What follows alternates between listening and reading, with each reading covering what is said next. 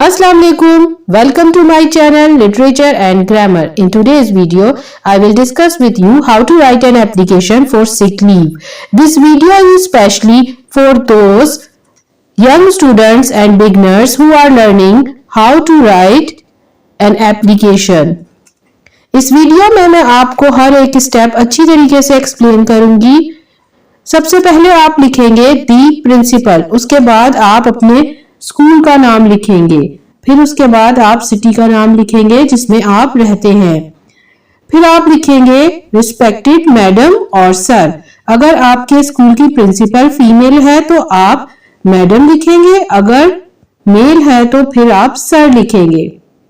अगर आप सर या मैडम के साथ रिस्पेक्टेड लिख देते हैं तो फिर आपको फर्स्ट लाइन में रिस्पेक्टफुली लिखने की जरूरत नहीं है। अगर आपने सर या मैडम के साथ रिस्पेक्टेड नहीं लगाया तो फिर आप फर्स्ट लाइन इस तरीके से लिखेंगे, respectfully it is submitted that I have been suffering from fever since yesterday. इसका मतलब है निहायत अदब से गुजारिश की जाती है कि मुझे कल से बुखार है। माई doctor has advised me complete rest for 3 days। मेरे डॉक्टर ने मुझे 3 दिन मुकम्मल आराम करने को कहा है।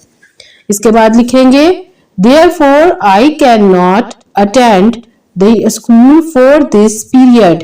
इसलिए मैं इस मुद्दत के लिए स्कूल हाजिर नहीं हो सकती हूँ।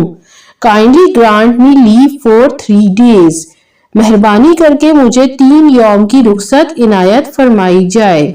I shall be grateful to you for this favor। मैं इस एहसान के लिए आपकी शुक्रगुजार होंगी। आखिर में आप लिखेंगे yours obediently, यानी आपकी ताबेदार।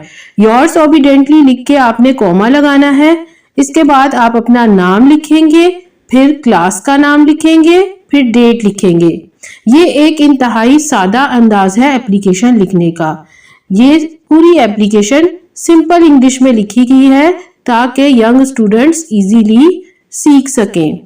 Hope this video help you to write an application. If you like my video, then hit the subscribe button. Thank you.